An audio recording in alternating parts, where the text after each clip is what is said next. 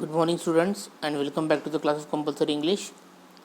I am your teacher Rajiv Tade, and we are looking the part of grammar that is tenses, and we are moving forward the past tense, that is past, simple past we have seen, and now we are moving towards past progressive tense. Okay, the past progressive tense. In the past progressive tense, the progressive ing form of the verb is used together with was or were. Past tense form of be. For example, I was reading a book at 9 p.m. last night. दुसरं example पहा.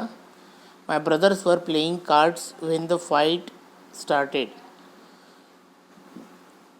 Past progressive टेन्समध्ये progressive म्हणजे त्या ठिकाणी क्रियापदाचं INGचं रूप आपल्याला पाहायला मिळतं आणि त्याच्यासोबत टू बीचं रूप असतं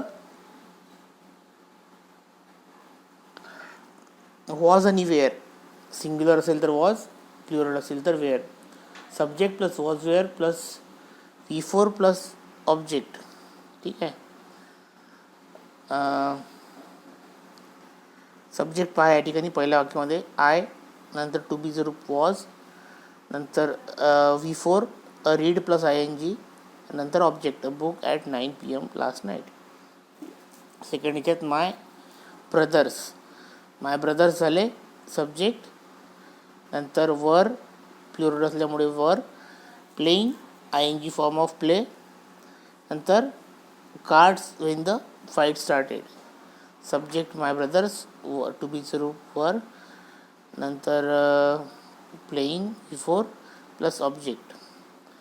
आता पाहूया वापर. तुम्हाला आता हे वरचं माहितीच होतं. आता बघूयात आपण what are the uses of progressive tense, past progressive tense. The past progressive tense is use to show that an action was in process or progress at some time in the past. त्याचा अर्थ असा होतो की त्याचा वापर हे दर्शवण्यासाठी होतो की भूतकाळामध्ये कधीतरी ॲक्शन ही सुरू होती, but is not in progress at the present time. परंतु ती सध्या नाही आहे, पण भूतकाळात कधीतरी ती चालू अवस्थेत होती किंवा सुरू अवस्थेत होती. Imagine the following situation. I locked flat. A locked flat is bird at 8:30 PM on Friday, and the police suspect a person.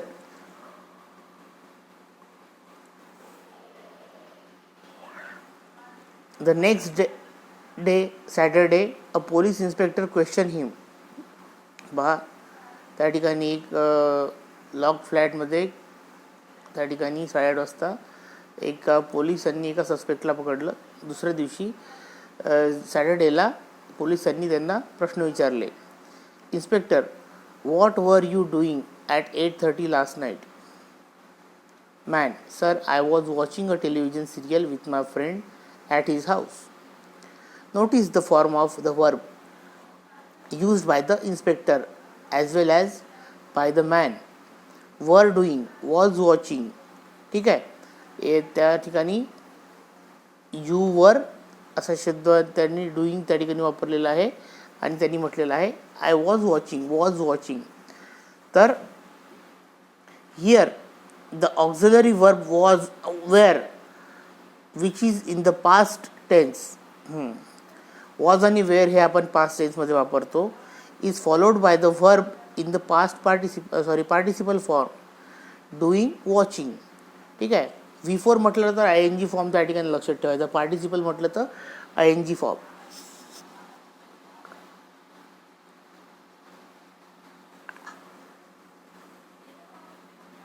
ठीक आहे. तर मग which shows action in progress आणि ING फॉर्म म्हटला तर त्या ठिकाणी ॲक्शन संपलेली नाही तर ती सुरू आहे असं लक्षात ठेवायचं. Together these two indicates action in progress in the past.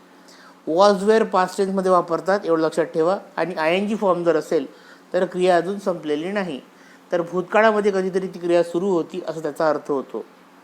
The past progressive is often used to show the overlap in the time of 2 or more actions. त्या ठिकाणी त्याचा वापर दुसऱ्या कामासाठी होतो. Overlap in time. Overlap in time म्हणजे एकावर दुसरी वेळ काय होते, ओव्हरलॅप होते, आढळते, किंवा एक संपाच्या आत दुसरी सुरू होते.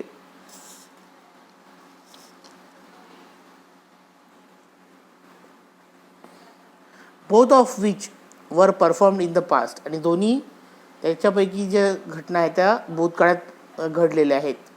For example, I was eating an apple when my friend telephone. पाहता मी काय करत होती म्हणते, ॲपल खात होती जेव्हा माझ्या मित्रांनी मला फोन केला. ठीक आहे. आता ती ॲपल खात होती तेव्हा तिच्या मित्राचा फोन आला. म्हणजे एका क्रियेवर दुसरी क्रिया काय झाली होती, ओव्हरलॅप झाली. ओव्हरलॅप म्हणजे एकावर दुसरी लादल्या जाणे किंवा येणे, त्याला म्हटलेलं आहे ओव्हरलॅप. ठीक आहे. तर here we are told that one action was in progress in the past when a second action took place. याचा अर्थ असा होतो की बा एक भूतकाळात ॲक्शन घडत असताना त्याच्यावरती त्यासोबत दुसरी घटना घडलेली आहे. Sometimes two verbs both in the past progressive tense are used for two different action. कधीकधी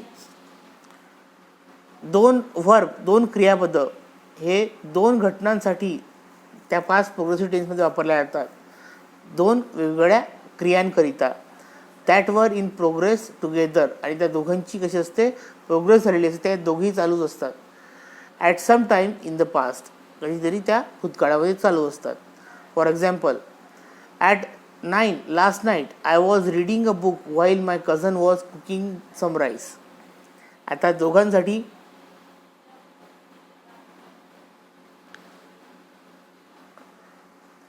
दोन व्हर्ब या ठिकाणी वापरलेले आहेत. At last night at 9 last night I was reading a book. मी पुस्तक वाचत होतो. व्हाईल त्यासोबतच जेव्हा माझा कझन जो आहे, चुलत भाऊ, तो काय करत होता, भात शिजवत होता. ठीक आहे. तर आता दोन्ही गोष्टी एकत्रित होत होत्या. त्या ठिकाणी व्हाईल या शब्दाने ते दर्शवलेलं आहे, परंतु दोन्ही घटना घडत असतानाचा वेळ सारखाच होता. The past progressive is use to emphasize the duration of some action in the past. Past progressive टेन्सचा वापर मागच्या काळात घडलेली ॲक्शनवरती भर देण्याकरिता सुद्धा होतो. To highlight the fact the action went on some length of time. आणि ते यासाठी असते की ती जी ॲक्शन घडलेली आहे त्याला हायलाईट करणे आणि ती काही काळासाठी घडलेली आहे हे दर्शवण्याकरिता सुद्धा. It was raining yesterday. आता काल पाऊस पडत होता, हे अधोरेखित केल्या गेलेलं आहे. त्या ठिकाणी काय, पाऊस पडत होता काल, तर त्या ठिकाणी ते अधोरेखित करण्याकरिता सुद्धा त्या ठिकाणी कुठल्याचा वापर होतो, पास्ट प्रोग्रेसिव्ह टेन्सचा. It rained yesterday. काल पाऊस पडला. The use of past progressive suggest that the rain lasted for some time. Past प्रोग्रेसिव्हचा जेव्हा त्या ठिकाणी वापर करण्यात आला कुठल्या पहिल्या वाक्यात, इट वॉज रेनिंग येस्टरडे, याचा अर्थ पाऊस आला आणि एक शीळ आली पावसाची आणि निघून गेली असं नाही आहे. त्या ठिकाणी पाऊस भरपूर वेळ पडला हे त्यावरून काय होतं, लक्षात होतं. पहा, लक्षात घ्या या ठिकाणी. जर भूतकाळामधली घटना फार लांब काळ चालली असेल तर ते दर्शवण्याकरिता पास्ट प्रोग्रेसिव्ह टेन्सचा वापर करायचा. But use the simple past tense when the that is rained. म्हणजे त्या ठिकाणी सिम्पल पास्टचा वापर करा ज्या ठिकाणी फक्त पाऊसच पडला, एकदम थोडक्यात पडला आणि संपून गेला. Use of simple past only states that it रेन्ड. जेव्हा तुम्हाला फक्त पाऊस पडला हे सांगायचं त्या ठिकाणी सिम्पल पास्ट टेन्सचा वापर करा. परंतु भरपूर वेळ पडला हे जर सांगायचं असेल तर त्या ठिकाणी कुठला काळ वापरायचा, पास्ट प्रोग्रेसिव्ह टेन्स. ओके. नंतर पुन्हा एक एक्सरसाइज आहे तुमच्यासाठी दिलेली. नंतर वळूयात past perfect tense. It was quite long. Okay. So we will continue this tense in our next lecture. So till then, goodbye, and you will see this past perfect tense in our next lecture. If you have any problem regarding simple past tense and past progressive tense, you can contact me. Okay, till then, goodbye, thank you.